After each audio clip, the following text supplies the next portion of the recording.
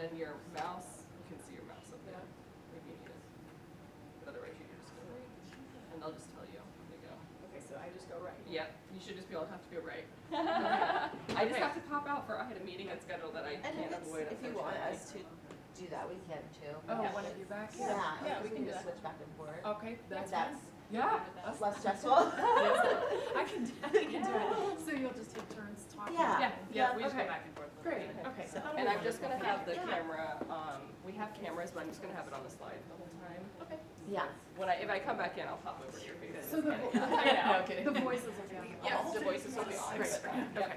Okay. And so we don't need to do anything as far as the live stream Nope. is good to go? Nope. Okay, thanks. Great, thanks Lindsay. Yeah, it's confusing. Yeah.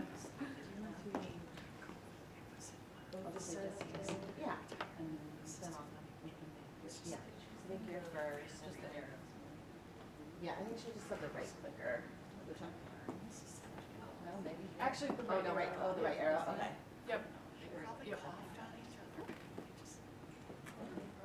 And then we'll just need that for the video and then use the mouse. Yeah.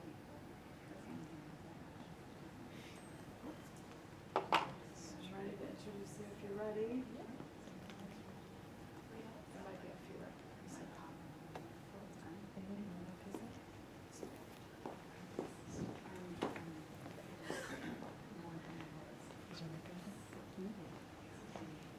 Good morning, thank you for joining us today.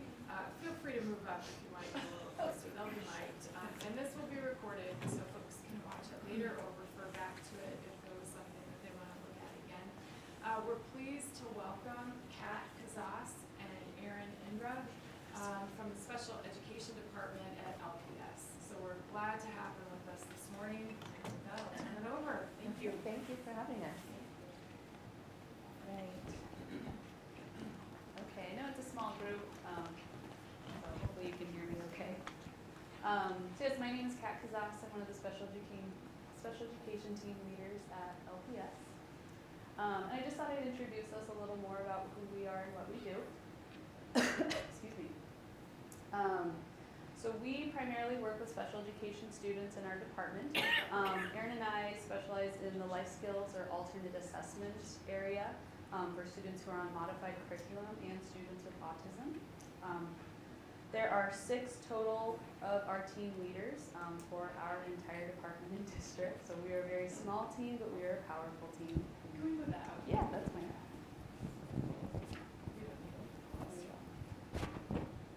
Here. Is that better? Maybe. Move it around so I can. How's that? Better? Okay, that's fine. Hello, thanks for joining us. I was just introducing ourselves. My name is Kat Kazas, and that's Erin Indra, the other team leader. And so there are 6 total team leaders in our district for special education. Erin and I primarily work with students in life skills, alternate assessment, modified curriculum, and students with autism. We have 2 other team leaders who specialize in behavior, and 2 other team leaders that specialize in academics for math and reading. So today we're going to talk about 3 different things. We're going to talk about awareness and information regarding autism and neurodiversity. We're going to talk about strategies to support students, and then some other supports and resources that we have available for anyone who is interested through the UNL ASD network. All right, so first question really is, what is neurodiversity? It's a topic that's kind of become that buzzword, something people are more interested in, that they really want to learn about. Thank you. And when we talk about neurodiversity, there's a couple different vocabulary words that we like to use. Neurodiversity is a viewpoint that brain differences are not considered deficits. We've really started to focus on strength-based approaches that neurodiversity and autism are not always a deficit or a disability, but that there are lots of different skills that people present that can support them in their learning. Neurodivergent people, they think, process, experience and interact with the world in a unique way. And then, a neurodiversity affirming approach It embraces and accepts natural neurological differences in students. And I think that's where our society is starting to move towards, that we're not seeing these as deficits, but more as differences, and that we are learning to accept all where they're at, and that we're embracing and accepting them as they come. We're not trying to change them or asking them to mask as well. The neurodiversity umbrella, it's really, this vocabulary has started to change a little bit. We used to have certain specific terms. We still have autism, ADHD, all of those different diagnoses that a doctor might use or might be a verification in the school system. But really it's now kind of all under this neurodivergent umbrella, that anyone with any of these might be considered neurodivergent. And it just means that they process things differently, they think about things differently, but it's not so much a deficit. We're just doing it in a different way. This video is a really great video to kind of help us get in the mindset of what is neurodiversity, but also helping us understand kind of the path that has been taken, where we used to really try to ask people to change their behavior to fit a more, quote, normal thinking process, whereas now we're trying to accept them where they're at and support them in their learning. So we're gonna just watch this video, it's about 5 minutes.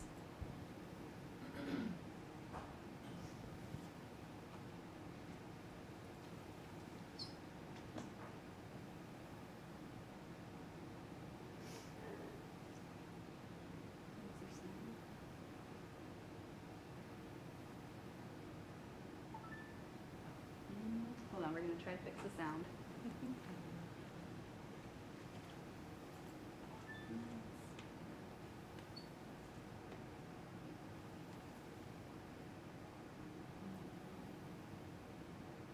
button.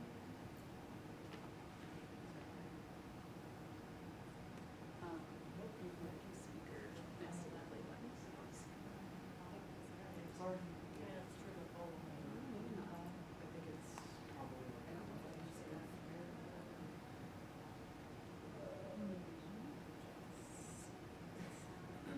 Play it from here on our computer, but I don't know how that-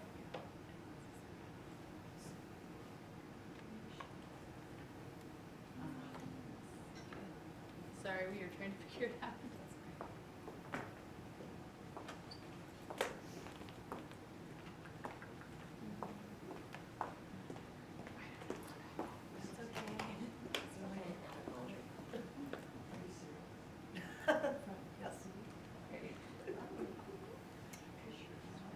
Yes, because I am young. But when you grow up with it, it's different. Yeah, this gets annoying. Oh, yeah. When it's great, it's great. And when it's not, it's not. Technology ain't that the truth, and it fails. What is neurodiversity? Imagine a place where absolutely everybody wears a hat. Hatland. Everywhere you look, there are blue hats, but in and amongst them, there's a few red hats. For a long time, people rarely noticed the red hats, because most of the people who wore them never went outside, or tried to make their red hats look like blue hats. Until eventually some clever people who already knew not all hats were blue set out to investigate why red hats existed. They decided that red hats were faulty. Something had gone wrong with them to make them red instead of blue. So they started looking for ways to turn red hats into blue hats. The rest of the blue hatters thought this was a great idea. They liked all the hats being blue. It made them feel safe. The clever people tried painting red hats blue, but that washed off in the rain. They tried to give the red hatters blue hats instead, but the blue hats didn't fit. Then they tried to bleach the red hats and dye them blue. The clever people patted themselves on the back when it looked like it had worked. But then the red hatters complained that their hats had gone all thin and floppy and had holes that let the rain in. "Never mind," said the clever people. "You're the same as everyone else now. Isn't that great?" What's wrong with having a red hat? They asked. Well, they're not blue, are they? All hats should be blue, said everyone else.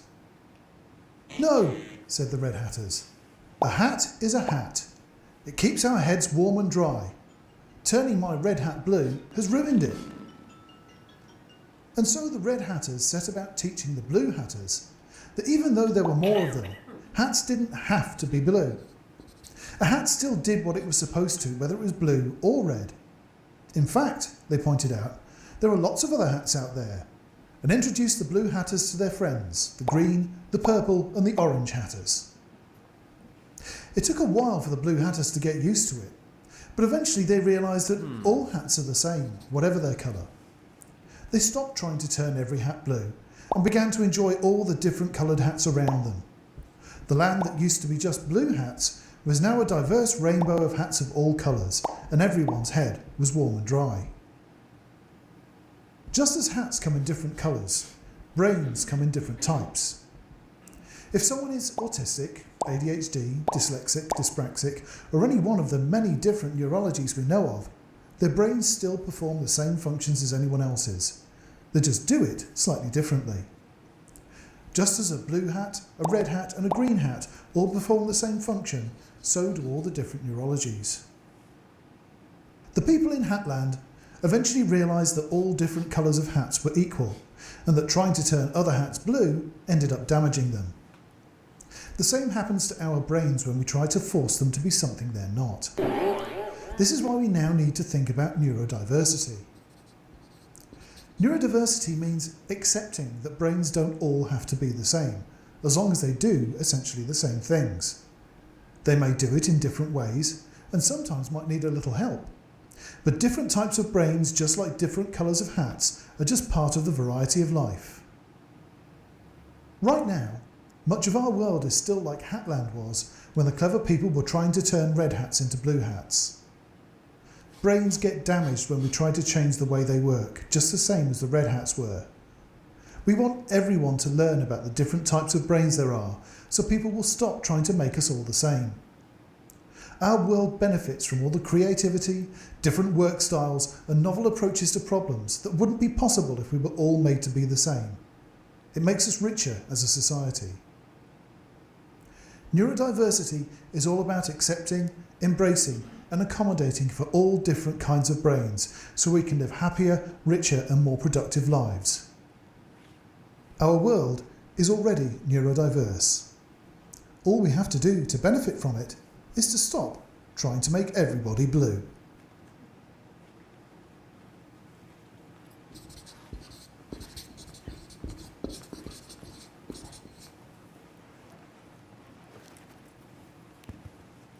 Can you guys hear me? Yeah. So that really kind of stops and makes you think. We have a lot of research now on neurodiversity and autism, and we know that a lot of times girls who have autism will mask, and that can lead to problem behavior, like that can lead to anxiety, depression, a lot of extra things for our individuals with autism when they go home, or just long-lasting effects. So it's important to understand that and keep that in mind. But it's also important that we understand the differences and how to support our students with autism or students who are neurodiverse. So when thinking about characteristics of autism, there's three main components: social communication differences, social interaction differences, and then that repetitive behaviors, which we sometimes see as like inflexibility or rigidness. So the first part is social interaction. So it might be difficulties or differences in interacting with or understanding people and events.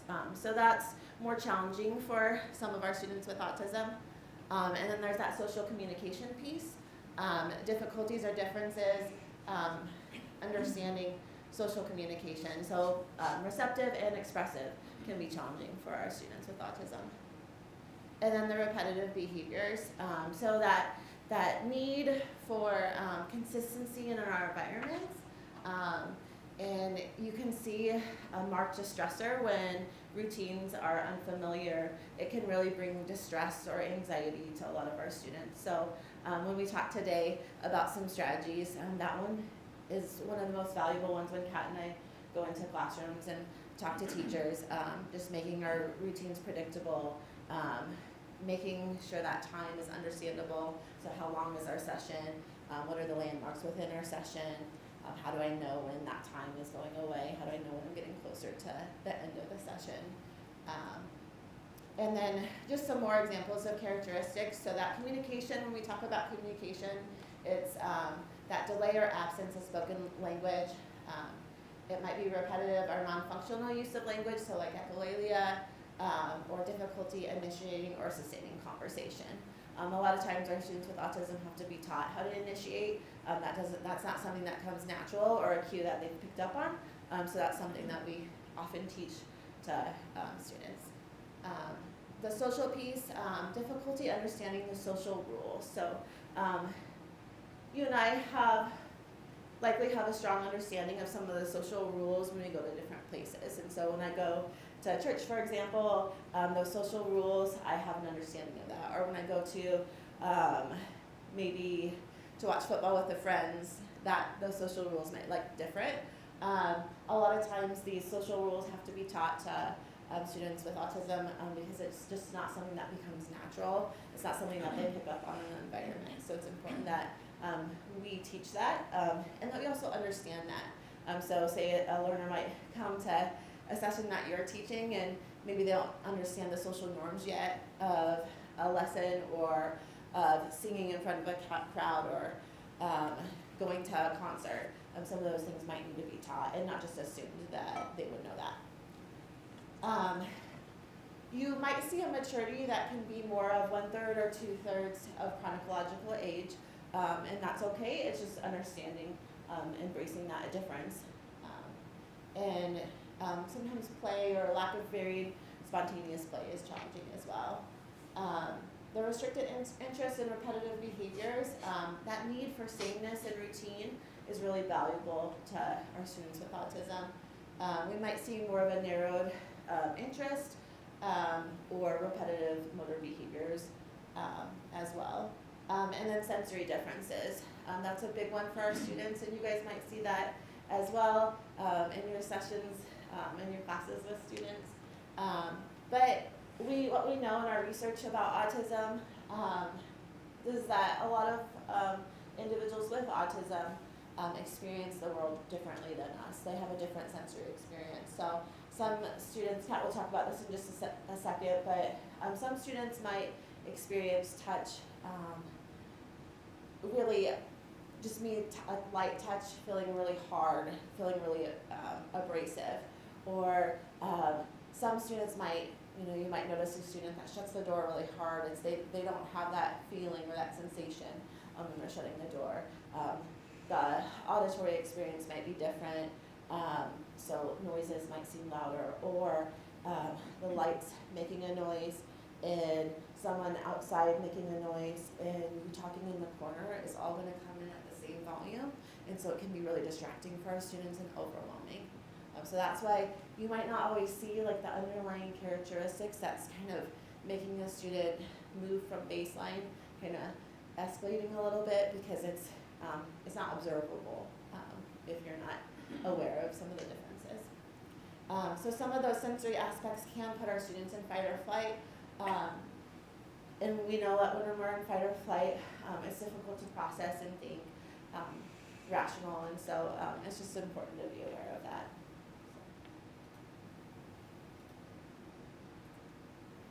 And I also want to outline the strengths. There are a lot of strengths for our students who are neurodiverse. They have really strong visual performance skills, and that's a skill that you can really focus on and use to strength for them and talk about with them. Ability to learn and follow routines is a strength. That great focused attention when related to a special interest is really valuable. And that strong rote memory, which helps learn skills, is so important. And that honesty piece is a great strength as well.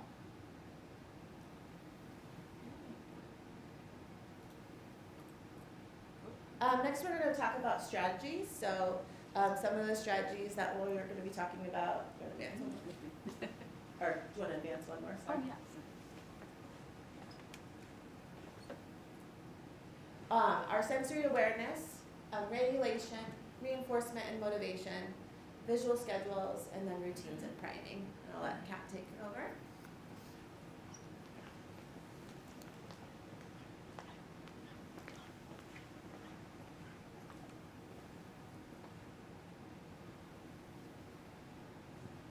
Okay. Erin mentioned this already a little bit about sensory awareness, but it really is one of the most important things that we need to think about with our students who are neurodiverse or who have autism. Excuse me. Sensory processing is something that we all do. It's not an uncommon thing for us to be sensory overloaded.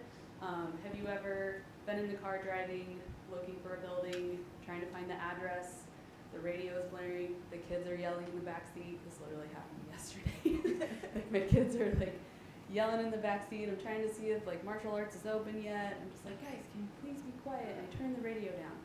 I was just in sensory overload.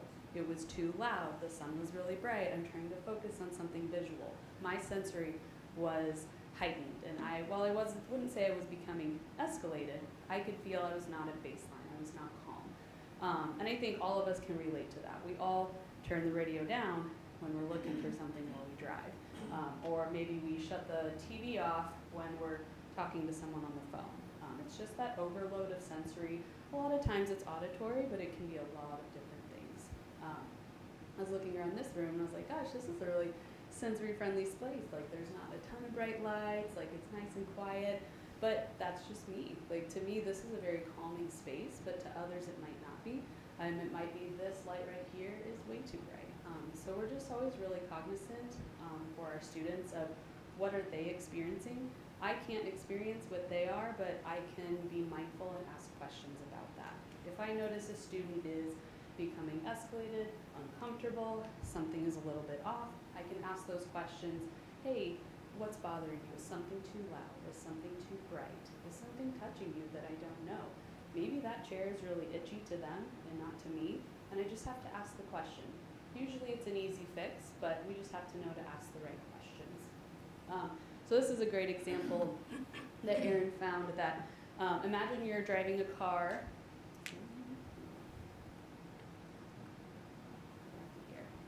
Okay. Imagine you're driving a car, but it's not working well. When you step on the gas, sometimes it goes forward, sometimes it doesn't. When you honk the horn, it's like super loud and blaring. The brakes sometimes slows the car, but not always. That would kind of make me a little overloaded if the car isn't stopping. Sometimes the blinkers work, sometimes the steering is a little erratic, and the speedometer is inaccurate, so you don't know how fast you're going. You're engaged in a constant struggle to keep that car on the road when things are not working. And that's a good example of when a student is trying to focus on a lesson or something important or be involved in a classroom, and there's all these other things happening, and they're just trying to keep the car on the road when there's so many other things going on. So again, asking those right questions. Can you hold the microphone closer to your mouth, please? Sorry, there we go. So again, thinking about sensory characteristics, we talk about our senses, seeing, hearing, smelling, taste, touch, and body position and balance. Most of the time we're not dealing with taste, but you never know. If there's something they ate for lunch and they didn't like it, that could be a trigger for them. Balance as well, proprioception is something that we don't talk a lot about, but having the students' awareness of their body and space can be a really big thing. A lot of times it could be the chair they're sitting on if they're not feeling balanced. Again, that's a sensory, a way of sensory that doesn't allow them to focus on what they're supposed to be focusing on. They experience information to the senses in a different way, and they might seek or avoid activities that provide input. And again, that fight or flight response that Erin talked about, that anxiety that can come with it. And, excuse me, I think a lot of times we don't see everything that's happening. A lot of times we just see the outburst, or we see someone saying, I can't do this anymore, and they walk out. And we don't know why. But there were so many other things happening that we can't see. So asking the right questions is just a helpful way. Temple Grandin once shared that sounds at school, for her, were like listening to the radio with all the stations on at one time, which could be very distracting. So for sensory awareness, again, like I said, ask the right questions if you're seeing they're uncomfortable or something is off. Allow the use of headphones or noise-canceling earbuds. I know if you are teaching music, that can be kind of difficult because you use that auditory sense a lot. So I think it's just finding the right balance with your student, maybe talking to parents and seeing how can we find that balance. When is an appropriate time for them to use the headphones, and when is a time I can ask them to take them off? Just working with parents and the student can be really helpful. Allowing the use of fidgets, calming tools, weighted blankets, considering those sensitivities to light. That is a big one that we often kind of miss because a lot of our buildings have those big, bright white lights. And that can be really triggering for some students. And then consider olfactory sensitivities. That's one that gets missed often. I feel like in LPS in our classrooms, we've done a much better job about being careful with that, but perfumes, air fresheners, those can also be triggers for students. So just being mindful of those things, that's another question to ask. Is something smell different? Are you not liking that? Even though I think it smells nice, to them it might not, and that might make or break a session with the student. So just considering all of those things. All right, I'll let Erin talk about regulation.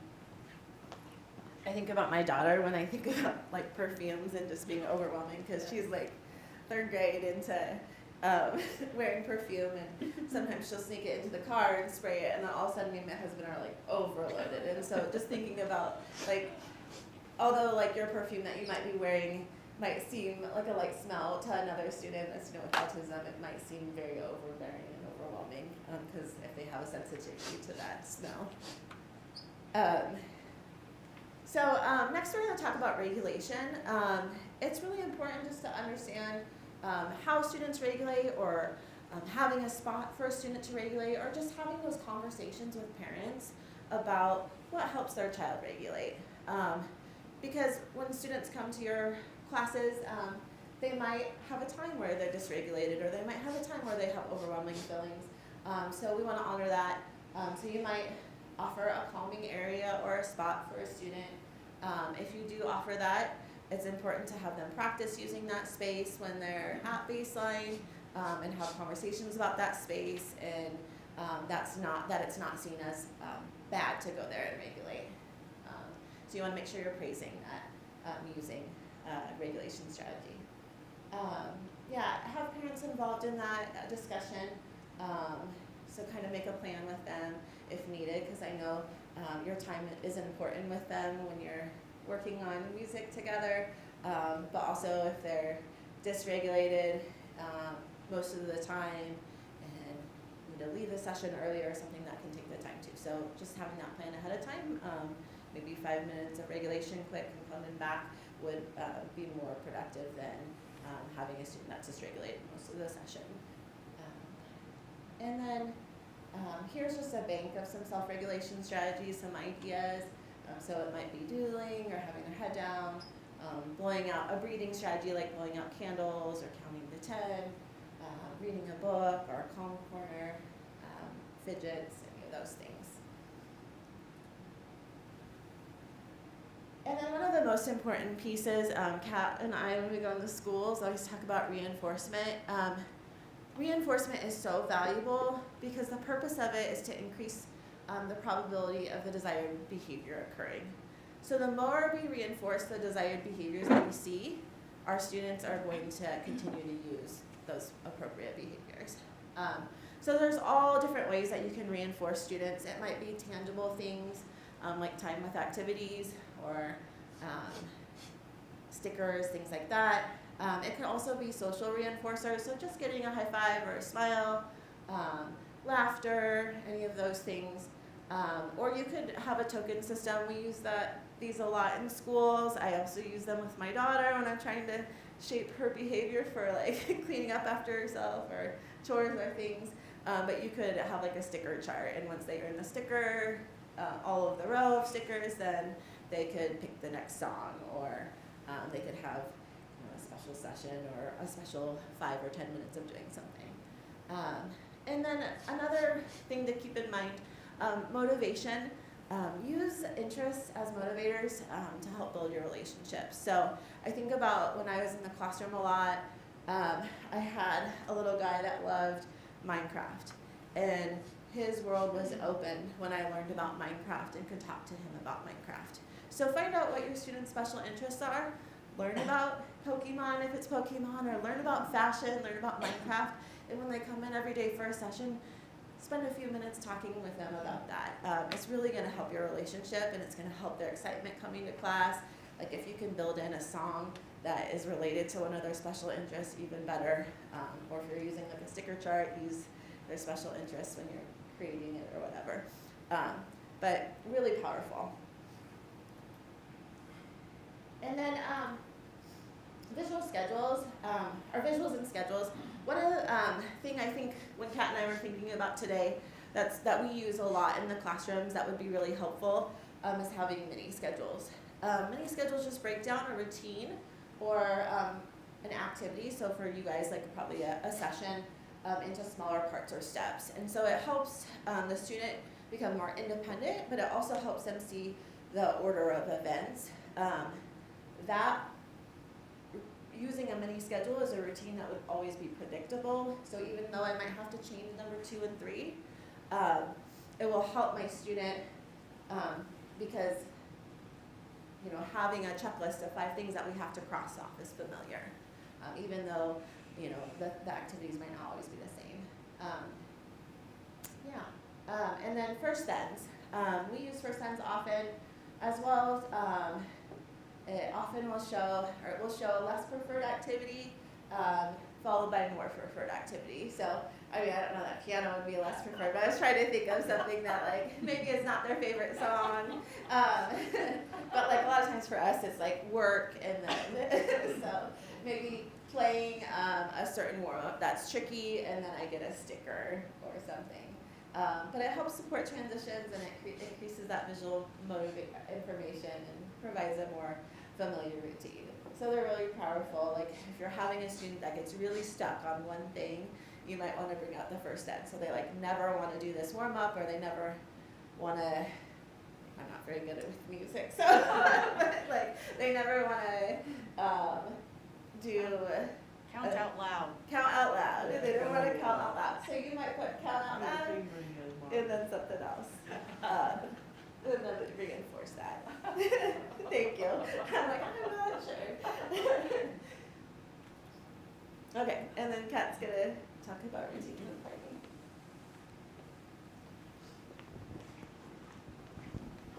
You can see Erin and I are not music teachers. No. We did our best. Anywhere we present, we want to make it applicable to the audience that we have. And so please excuse if our music references are not perfect. But we, and that's where the routines and priming came in. A couple years ago, I taught at Scott Middle School, and I taught unified music. Oh, we lost our screen. No.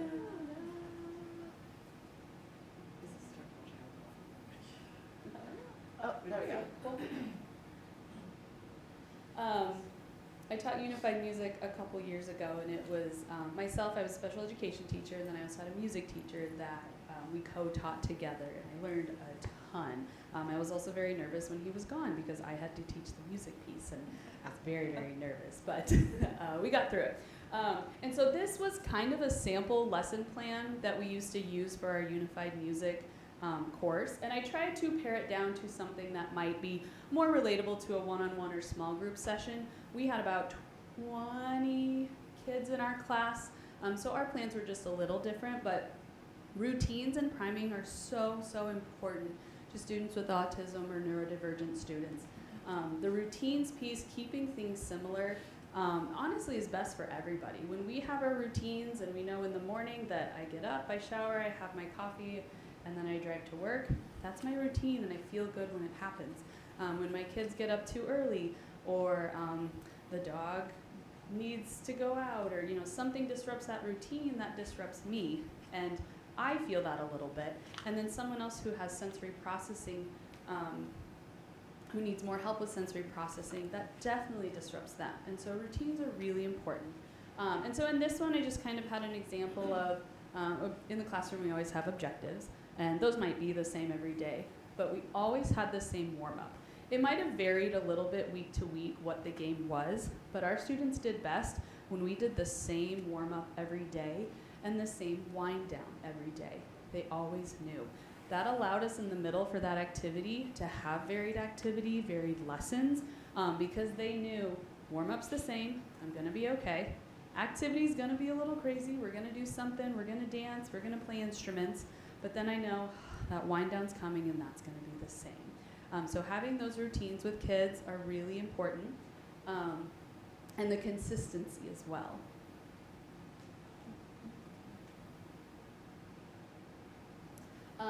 And then we talk about priming, and priming is really just providing a preview of activities or helping prepare students for an upcoming change or event that might be difficult for them. It's helpful when we can talk about it before it happens, especially maybe if you have weekly lessons or every other day lessons or things like that. If you can talk about it at the time before, that's going to give the student time to process those changes and be ready for the next thing. I think we kind of do that naturally already with kids to say, hey, just next time we're going to be doing this. But it's good to talk a little more about it. The more you talk about it, the more expectations that you set, the more comfortable they'll be next time.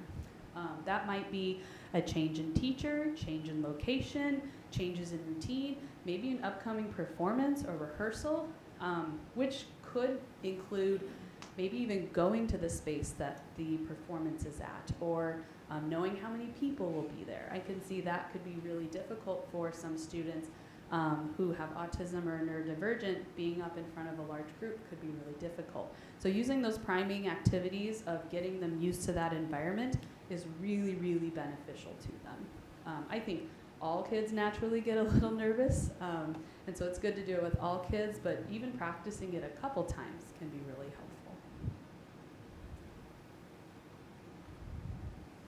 All right. Okay. Kat and I just wanted to list some resources for you guys. The slides will go out to the group. So when the slides go out to the group, all of these links are live. We get a lot of our resources from the ASD network. They're a valuable resource in our community, and they provide a lot of trainings to parents and families, or parents and teachers, and families. Autism 101 is a great, they have the slides, but they also have, I think it's like a probably 45-minute to an hour presentation that you can view, a webinar. The ASD network also has other webinars, so if you ever want to go click on that and explore, if you can type in like a search and see if they have anything that you're looking for on it. And then Kat and I found this one, including students with ASD and specialists classes, we thought might be applicable to you guys as well, because that highlights music. So that might be one you want to check out. And then if you ever need anything, feel free to email us. Carrie Foster is our supervisor, but Kat or I would be willing to answer any questions or try to send you some resources if we can find them. So if you guys have any questions, that's okay too. Yeah. I do. This is going back quite a ways. You were seeking information from a student that was uncomfortable and suggesting, excuse me, that you ask questions.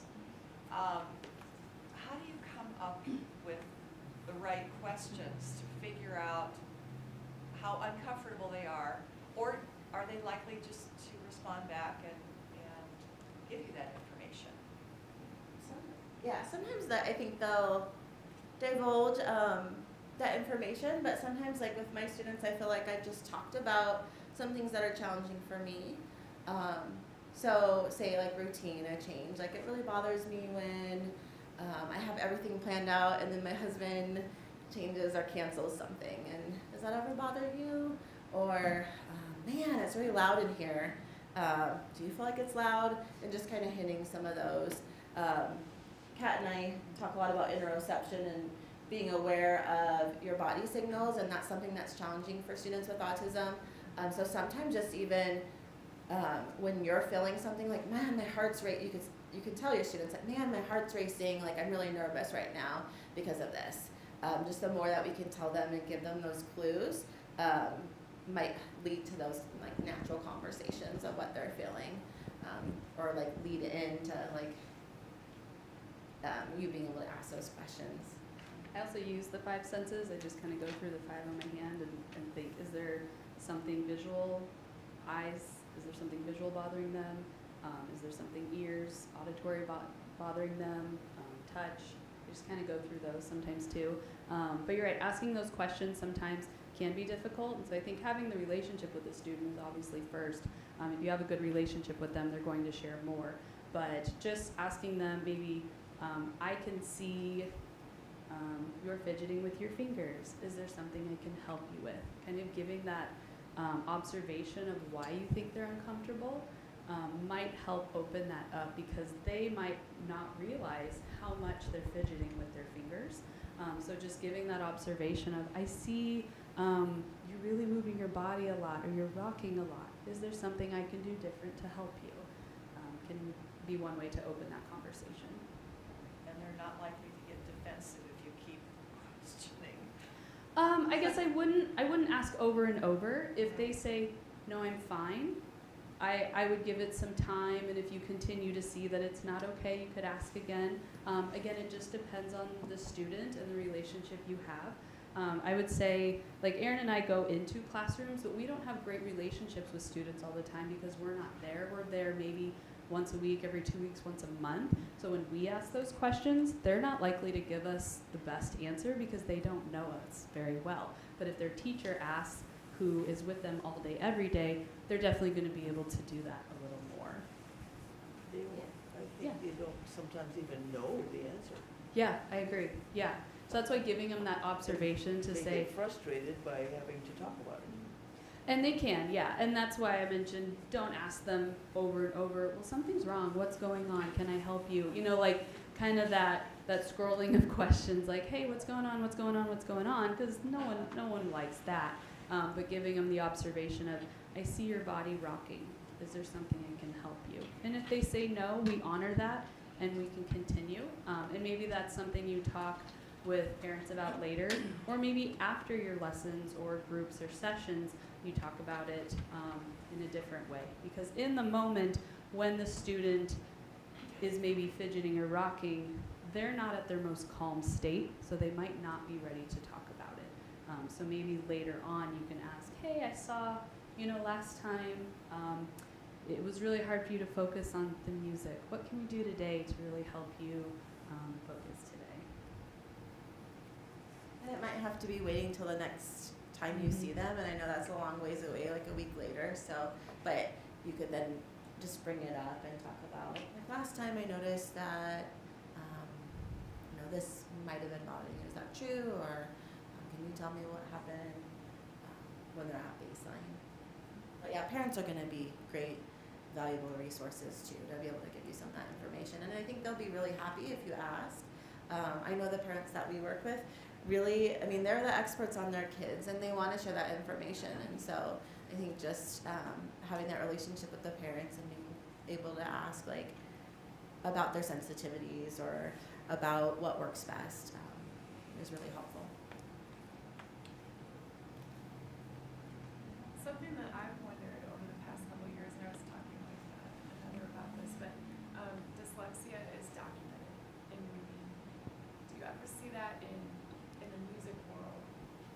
Like kids who might process the notes on the page differently? And is dyslexia with reading a book the same? Would a student who has dyslexia in the classroom also struggle with reading music, or since it's different notation, not? That's a great question. I think about dyslexia like our umbrella picture, how there's a lot of different things under that neurodivergent umbrella. So it's maybe not so much thinking, are they processing it similar to reading, but are they processing information as a whole completely differently? Whereas dyslexia, it's kind of the same thing with reading. They're processing words on a page very differently than I process them. So I think, yes, there could be something that goes along with that, because not so much like the right to left or the actual notes, but how are they processing all the information? Because you also might have sheet music with the title on the page. Maybe there's lyrics. Maybe different, help me out here, like, different, oh my gosh, the notes, like 2 lines of notes. I've tried. But you know what I mean? Like the processing of everything on a piece of sheet music can be really overwhelming. And so thinking about how can I help support that visually, or scaffold it. Maybe it's covering up parts of it, helping them read that music so that there's less information to process. Yeah, I think those strategies that you would use with dyslexia, like covering up or that left to right, making sure that they're aware, or limiting maybe the amount. Highlighting, maybe highlighting. Yeah, highlighting. things. I think Yeah. some of those things would be things to try to see if it's helpful, because it does work for reading. So. Mhm.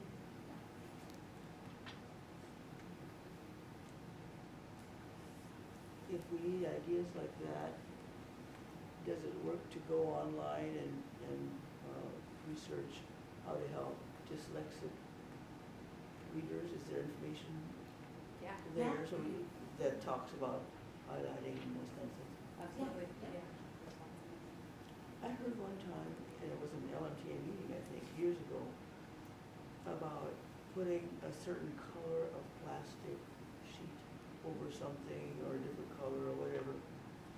That, and I don't know how you determine the colors. Do you know about that? Yeah, probably a highlighter bar. Yeah, or like there's colored overlays. I have a friend that's dyslexic, and she was talking about when she went to school. I can't remember if it was yellow or red overlay. Yeah. But for her, a certain color was beneficial for her learning. So, but I don't know enough about that, like for Yeah. specific colors but I mean, it would be But a highlighter interesting bar. to try. But a highlighter bar. Highlighter bars are just a small piece of plastic that are yellow and then have a black box around it, and you can put it on the page that you want to focus on. So even on a line of music, that would really help draw the eye and attention to that line of music. That could be really helpful. If you just search highlighter bars, tons will pop up. That's one strategy we use a lot in reading. Yeah. In my studies, 1 in 5 people are dyslexic. Is that a percentage you continue to hear about, or what are the percentages that you've been studying and hearing about? I don't know if I've heard that percentage. I don't think we have a current percentage on specifically dyslexia. And at LPS, we recognize dyslexia as part of a student's disability, but we're really looking at reading as a whole and supporting them, the whole child, for reading. And so I would say percentage-wise, we don't have an accurate percentage on that. No. But we have lots of reading strategies that help all students with reading, but also might specifically help a student who has dyslexia. Maybe we can ask. I don't know. Ask our Love reading to ask professor. our reading team later. I should share to encourage. I am aware that I only have had a couple of dyslexic students over the years, and they read music fine. Now that said, I had one little, he was probably middle schooler, that used to reverse. Right hand and left hand, he would turn, especially if there were fingering numbers, he would reverse it. Be playing along, and all of a sudden it would go upside down, but I wasn't aware that he was dyslexic or any kind of a reading issue. But all I had to say, and we both giggled when I did, reverse. And he'd look at it and he'd go, oh, I did it again. So we kind of had fun with it, but he did it a fair amount. There wasn't a lesson that went by that he didn't reverse something. But we just smiled, he fixed it, and we went on. Yeah. So it wasn't a stumbling block, but it was definitely a challenge. Mhm. What might that have been? Any idea? If it wasn't dyslexia, or they didn't share it It with was me? neurodiversity. It was definitely something. Well, thank you, Nancy. I really wasn't sure. Well, and I think it just goes back to we all process information a little different. Even all of us in this room, we are processing information different. And our neurodivergent population is processing it different. It's just maybe there's just more that they have to process, the sensory piece, the visual pieces. So I think, again, like, we can call it whatever term we want to, but he processed information differently, and it's amazing you found a way to help him kind of turn that around to go back to him being successful in music. So that's really cool. Well, thank you very much for being with us. Thank you guys, appreciate it.